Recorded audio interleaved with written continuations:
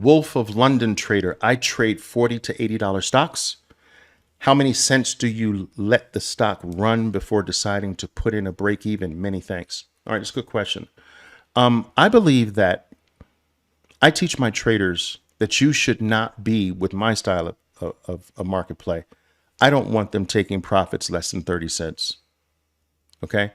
There is a big problem you start to get into when you start to take really micro gains of less than 30 cents. So 30 cents is my absolute minimum. But 30 cents really applies to stocks that are sort of under $60. When you get above $60, I would bump that to 50 cents. You understand? So,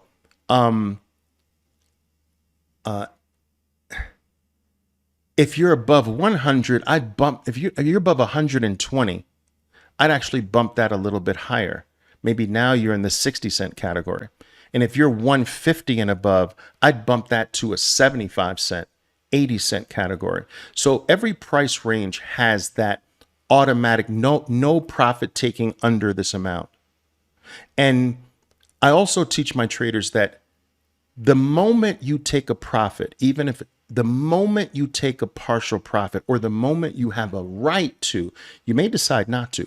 You may get your 80 cents and decide, nah, I'm going to see if I can get more. But you do have a right at 80 cents. So whether you take that right or not, that gives you the right now to go to break even. So your first right to take a profit also is your first right to go to break even.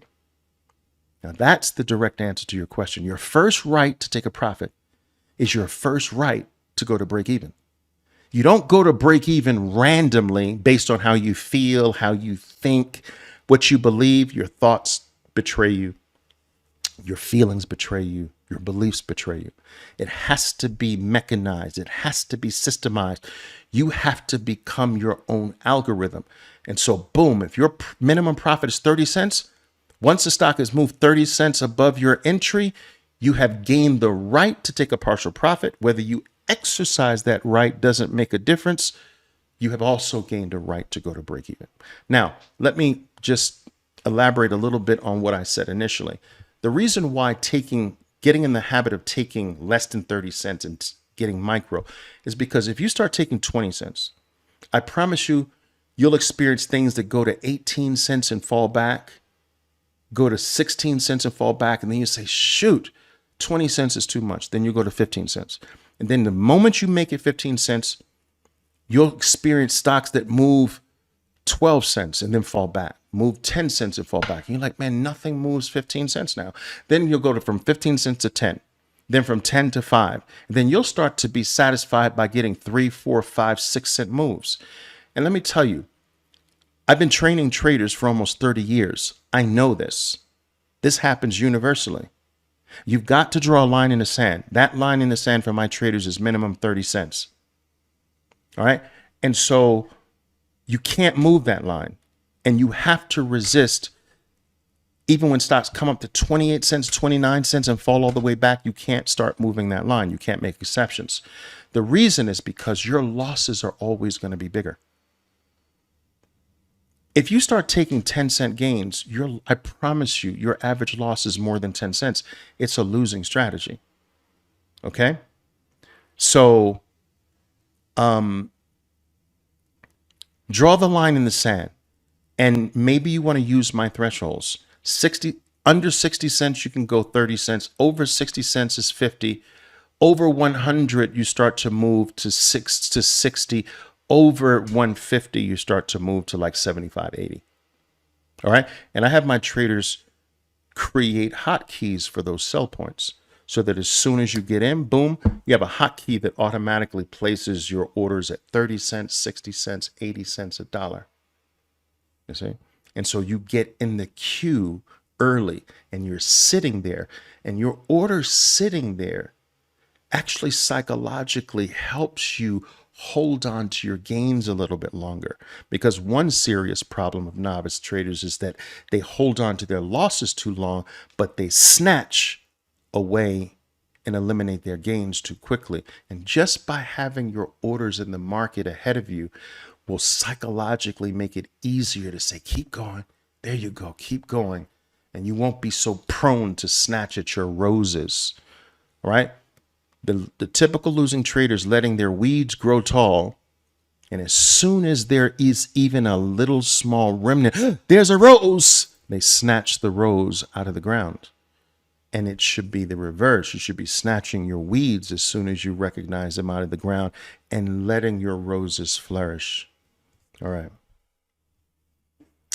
Oliver, is there any way to, VJko is asking, is there any way to predicting elephant bar coming? No, but you can watch it form. Now, this comes down to you should have no more than 10 stocks that you monitor. These are your key stocks. These are your family members. These are your children. And these 10 stocks should be visible on your screen at all times. And so you should be monitoring the active bars of these 10 stocks at all times. And you'll be surprised. You might think that that's a lot, but no, because some won't be monitorable. And maybe at this current moment, 3 are interesting enough to monitor. And so you're watching 3 bars form. And so as an example, let's say you've narrowed your 10 stocks down to 3 stocks you're going to monitor off the open today, and you're watching 3 bars form. They first all form at the same time with a dash. That's the first transaction. And so one is starting to grow a little bit of green, another starting to grow a little bit of red, and another starting still flat. This green starts to become normal size green. This red stays little. The green stops being normal and starts to become a little bit more than normal. Then it goes from a little bit more to normal to now it's like, wow, boom, there's your elephant. And so as you watch your key stocks form the bar's life, you strike when the bar has achieved what you consider to be an elephant bar. And it sounds complex. It sounds like, oh my God, stressful, but it's really not. It's really not. What would be stressful is if every bar on the chart was moving, but it's really just one bar moving. It's not rocket science. It's not like, have you ever had those screens where you can go to these sites where you can see all the flights in air at the same time, and you see like 15,000 flights moving at the same time? That's complex. 3 bars moving little by little, that's not complex.